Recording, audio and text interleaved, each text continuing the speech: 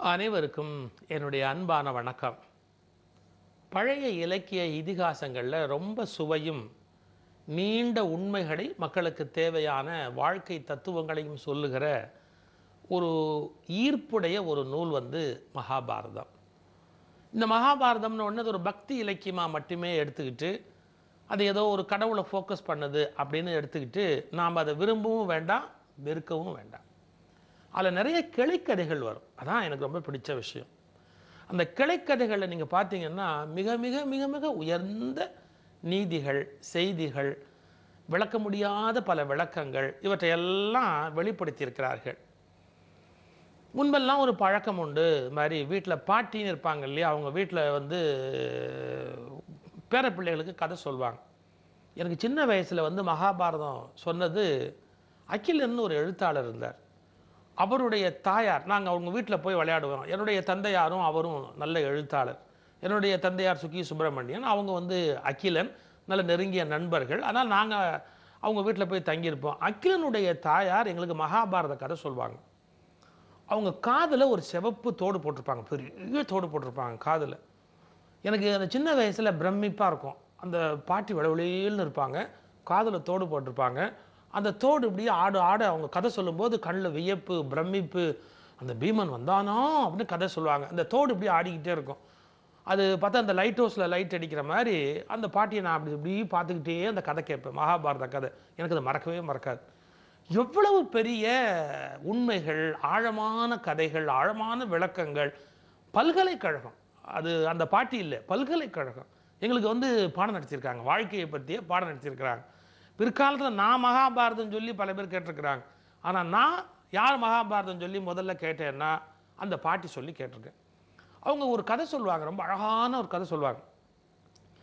நீதியான பகுதி கதையில் துடிப்பான சம்பவங்கள் மட்டுமல்ல, நீதியான பகுதிகளை ரொம்ப உணர்ந்து சொல்லுவாங்க.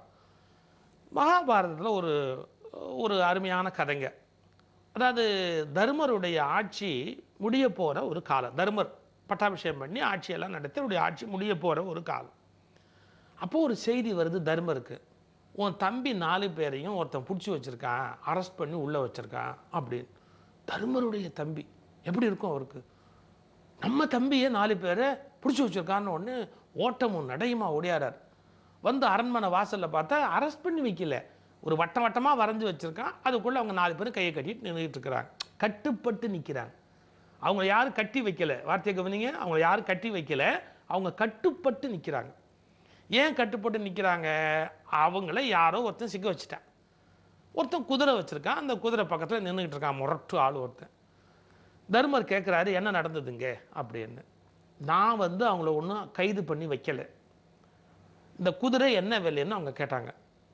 நான் சொன்னேன், இந்த குதிரைக்கு விலை கிடையாது, நான் கேட்குற கேள்விக்கு சரியான பதில் சொல்கிறவங்களுக்கு இந்த குதிரையை நான் ஃப்ரீயாகவே கொடுத்துருவேன் அப்படின்னு நான் கேள்வி கேட்க ஆரம்பித்தேன். எனக்கு சில கேள்வி தோணுச்சு, அந்த கேள்விக்கு சரியாக விடை சொல்லணும், சொன்னால் நான் குதிரையை கொடுத்துட்றேன். ஆனால் நான் கேட்ட கேள்விக்கு நீங்கள் சரியாக விடை சொல்லாட்டி நீங்கள் ஆளுக்கு இந்த மாதிரி ஒரு வட்டத்துக்குள்ளே நிற்கணும் அப்படின்னு. தம்பிங்க ஒவ்வொருத்தராக இப்படி மாட்டிக்கிட்டாங்க. 4 வட்டத்துக்குள்ளே 4 பேர் நின்றுக்கிட்டு இருக்கிறாங்க. இப்போ நீ கேட்குற, நீ உண்மையான சத்தியசந்தன்னா இப்போ என்னுடைய கேள்விக்கு நீ விடையை சொல்லிவிட்டு நான் 4 பேரையும் கூட்டிகிட்டு போகும். தர்மர் பார்த்தார், பை ஃபோர்ஸ், அவர் அந்த தேசத்துக்கு ராஜா, 4 பேரையும் வெளியே விடுற, இந்த குதிரைக்காரனை அடிச்சு துரத்துறா அப்படின்னு சொல்லலாம். அவர் சொன்னார், கேளு, என் தம்பிக்கு தானாக தானே கட்டுப்பட்டாங்க உங்ககிட்ட, இதுக்கு ஒத்துக்கிட்டு தானே கட்டுப்பட்டாங்க, அப்போ நான் இந்த கேள்விக்கு விடை சொல்லி தான் அவனை வெளியே கூட்டிகிட்டு போனோம். அவங்கள சொல்லு, என்ன கேள்வி கேளு. அவன் சொல்ல ஆரம்பித்தான், விசித்திரமான ஒரு காட்சி கண்டேன், இந்த குதிரையோடு நான் வந்துக்கிட்டு இருக்கிறேன், அப்படி நான் வரும்போது விசித்திரமான ஒரு காட்சி கண்டேன். அதாவது ஒரு கிணறு, கொஞ்சம் குழந்தைங்க கதை மாதிரி இருக்கும், பொறுத்துங்க தயவுசெய்து, ரொம்ப நாள் ஆச்சு இந்த மாதிரி குழந்தை கதையெல்லாம் கேட்டு, கொஞ்சம் பொறுத்துங்க. ஒரு கிணறு, அந்த கிணத்தோட விளிம்பில் இத்தினூண்டா ஒரு காசு, ஒரு ரூபாய் எட்டினா மாதிரி, அந்த காலத்து காசு, ஏதோ ஒரு காசு, அந்த காசு அந்த கிணத்துக்கு மேலே இப்படி ஒட்டிக்கிட்டு இருக்கு. அந்த காசை பிடிச்சிக்கிட்டு தொங்குற மாதிரி அந்த காசோட ஒட்டிக்கிட்டு ஒரு பெரிய மலை குன்று கிணத்துக்குள்ளே தொங்குது. எனக்கு புரியவே இல்லை, என்னன்னு தெரியல. நான் அந்த காட்சியை பார்த்து திகைச்சு போயிட்டேன். அப்படி நீ ஏதாவது இதுக்கு விளக்கம் சொல்ல முடியுமா, இதுக்கு என்ன அர்த்தம்னு சொல்ல முடியுமா அப்படின்னு. உடனே தர்மர் சொல்கிறாரு, இந்த யுகம் முடிஞ்சு கலியுகம் தொடங்கியாச்சுன்னு சொன்னால், கலிகாலம்னா தர்மங்கள்லாம் இருக்காதுன்ற ஒரு அர்த்தத்தில் சொல்லுவாங்க. கலிகாலம் தொடங்கியாச்சுன்னா ஒவ்வொருத்தனும் நிறைய தப்பு பண்ணுவான், பெரிய பாவம் பண்ணுவான், இல்லாத அயோகத்தெல்லாம் பெருசு பெருசாக பண்ணுவான். ஆனால் சின்னோண்டு தர்மம் ஒன்று பண்ணி எடுப்பான். ஏதோ ஒரு ஏழைக்கு சாப்பாடு போட்டிருப்பான், கஷ்டப்படுற ஒருத்தருக்கு மருந்து கொடுத்துருப்பான், இல்லாட்டி வந்து ஒரு ஒரு யாருக்கோ அடைக்கலம் கொடுத்து அவங்கள ஒரு உதவி பண்ணி வச்சுருப்பான். தர்மம் சின்னதாக இருக்கும், அவன் பண்ண தர்மம் சின்னதாக இருக்கும். பண்ணுற அயோக்கியத்தானே பெருசாக இருக்கும், பாவம்லாம் பெருசாக இருக்கும். அவனுடைய அவ்வளவு பாவத்துக்கு வர வேண்டிய அழிவு வராதபடி எது காப்பாற்றிட்டு இருக்குன்னா அந்த இத்தினோண்டு தர்மம்.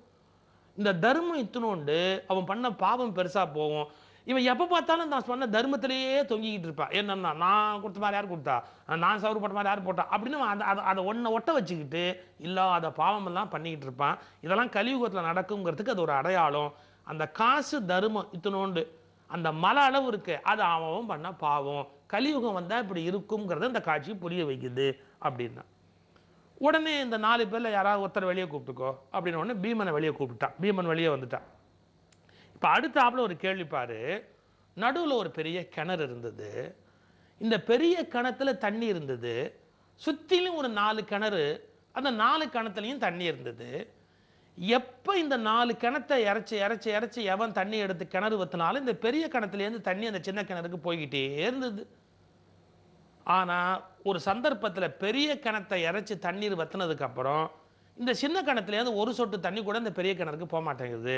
பெரிய கிணறு காலியாகி நிற்கிது. அது மாதிரி ஒரு காட்சி பார்த்தேன். அடுத்தாப்பில் நான் வரும்போது எனக்கு புரியவே இல்லை. பெரிய கிணத்துலேருந்து சின்ன கிணத்துக்கு தண்ணி போய்கிட்டே இருந்தது. ஆனால் பெரிய கிணறு காலியானால் சின்ன கிணத்துலேருந்து தண்ணி பெரிய கிணத்துக்கு வரமாட்டேங்குது, ஏன்னு தெரியல. எனக்கு அந்த காட்சி வியப்பாக இருந்ததுன்னு. இதுவும் கலிகாலத்தில் நடக்குங்கிறதுக்கு அடையாளம் என்ன? அந்த கிணறு மாதிரி தான் பெற்ற தந்தை, நம்முடைய பெற்ற தகப்பன் இருக்கானே அந்த கிணறு மாதிரி பிள்ளைங்களுக்கு கொடுத்துக்கிட்டே இருப்பான். அவன் பாட்டுக்கு எல்லாருக்கும் கொடுக்க வேண்டியதெல்லாம் கொடுத்துக்கிட்டே இருப்பான். சிரமப்பட்டு 15 லட்சம் 25 லட்சம் செலவு பண்ணி பையனை வந்து படிக்க வைப்பான். அந்த பிள்ளைக்கு அமெரிக்கா வரைக்கும் போகிறதுக்கு டிக்கெட் வாங்கி கொடுப்பான், வேலை வாங்கி கொடுப்பான். பாடுபட்டு பையன் தகப்பன் என்ன பண்ணுவான், ப்ராவிடன்ட் ஃபண்டு பணம்னு மொத்தமாக அவனுக்கு வந்த பணம் 4 லட்சம் 5 லட்சத்தை செலவு பண்ணி பொண்ணுக்கு கல்யாணம் பண்ணி கொடுத்து பொண்ணை வீட்டை விட்டு வெளியே அனுப்புவான். எல்லாம் பண்ணுவான். பெரிய கிணத்துலேருந்து சின்ன கிணத்துக்கு போய்கிட்டே இருக்கும். ஆனால் அந்த வயசான தகப்பனுக்கு இருமல் வரும், நோய் வரும், முதுமை வரும். சின்ன கிணத்துலேருந்து பெரிய கிணத்துக்கு தண்ணி போவாது. என்ன அர்த்தம்? ஐயோ அப்பா கஷ்டப்படுறாரு, அவரை காப்பாற்றணுமே, அவருக்கு ஏதாவது செய்யணுமே, இந்த எண்ணம் பசங்களுக்கு வரவே வராது.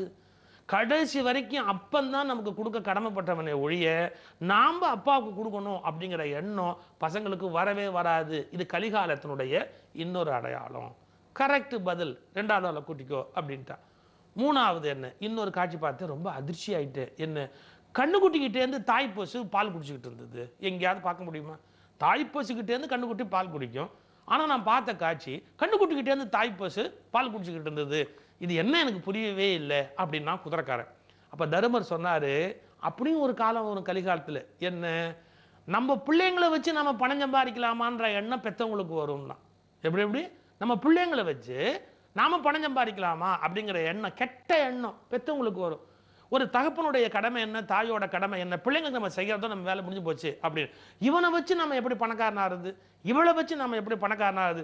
சார், ஒரு பொம்பளை பிள்ளை சம்பாதிக்கிறதுங்கிறதுக்காகவே அதுக்கு கல்யாணம் பண்ணி கொடுக்காத அப்பா அம்மா எவ்வளோ பேர் இருக்கான்னு தெரியுங்களா?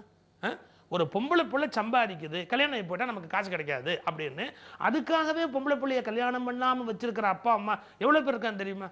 அந்த மகாபாரதத்தில் எதுக்காம பாருங்க, கண்ணுக்குட்டிக்கிட்டேருந்து தாய் பசு பால் குடிக்கிற அந்த காட்சி கலிகாலத்தின் இன்னொரு கோலம் அப்படின்னு. கடைசியாக 4வதா ஒரு காட்சி கொஞ்சம் அருவருப்பானது. மலம்ங்கிறது வெளியே இருக்கிற துவாரத்து வழியாக ஒரு மிருகம் சாப்பிட்டுக்கிட்டு இருந்தது அப்படின்னு மோசமான ஒரு காட்சியை சொல்லி, இதுக்கு என்னன்னு எனக்கு புரியவே இல்லையே அப்படின்னு அவன் கேட்குறான்.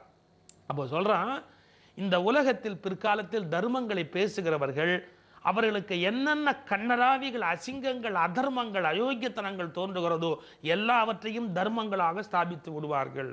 கலிகாலத்தில் எப்படி அப்படின்னா, இல்லாத அயோக்கியத்தனம் பண்ணுவான், ஒன்றுமே பண்ண முடியாது அவன். ஏன், இந்த உலகத்தில் என்னென்ன செய்யப்படாதோ அத்தனையும் செய்வான். ஆனால் அவனை யாரும் ஒன்றும் கேட்க முடியாது. ஏன், அதுதான் கரெக்ட் அப்படின்பா. உலகத்தில் உணவு வெளியேறுகிற பாதை வழியாக உணவு உள்ள போக முடியுமா? தர்மம் என்ற பெயரில் அவர்கள் அதர்மமான விஷயங்களை, அதர்மமான செயல்களை பேசி மக்களது நல்வாழ்வை பாழ்படுத்தி விடுவார்கள். இது கலியுகத்தில் 4வதா நடக்கும். அப்போ 4வது ஆளையும் கூப்பிட்டுக்கோ அப்படின்னு 4வது ஆளை கூப்பிடுறான்.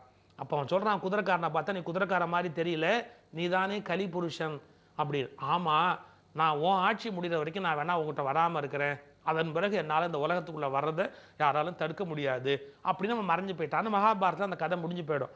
ஆனால் இந்த யுகம் எப்படிப்பட்ட மனிதர்களால் சூழப்பட்டிருக்கும் என்கிற பயங்கர உண்மையை என்றோ மகாபாரதம் ஒரு உபகதை மூலமாக விளக்கி வைத்தது.